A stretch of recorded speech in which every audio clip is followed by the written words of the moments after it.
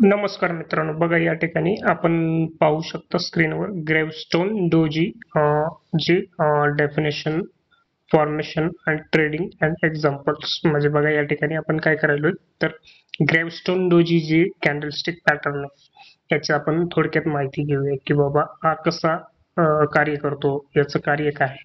तर बघा मोस्टली हा स्टॉक जो आहे तो कशासाठी यूज केला जातो तर इंट्राडे साठी यूज केला जातो. मग आता या ठिकाणी डोजी, ग्रेवस्टोन डोजी, डोजी मध्ये बरेच प्रकार आहेत. या ठिकाणी ग्रेवस्टोन डोजीचा आपण पाहू.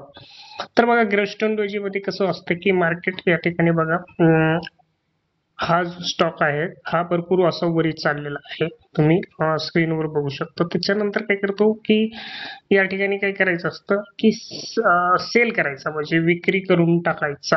मग याला डोजी कॅन्डलस्टिक म्हणजे एक बघा बारका एक डोज निर्माण होतो. म्हणजे तो काय करतो की बारीक मध्ये रिव्हर्स ची कॅन्डल दाखवतो म्हणजे एकदम बारीक. मग या ठिकाणी काय असतं की मार्केट असं खाली पडणार असतं.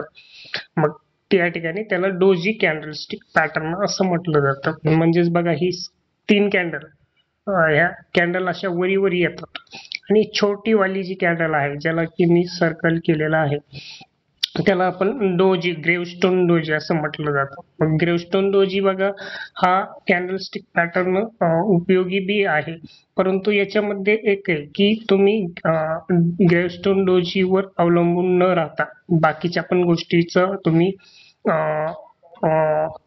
इंडिकेटर्स वापरणं खूप गरजेचं आहे. की नुसतं बाबा कॅन्डलस्टिक पॅटर्न पण महत्वाचे परंतु त्याच्यासोबत तुम्हाला इंडिकेटर्स पण वापरणे खूप महत्वाचे. तर जास्तीत जास्त चॅनलला लाईक करा, शेअर करा.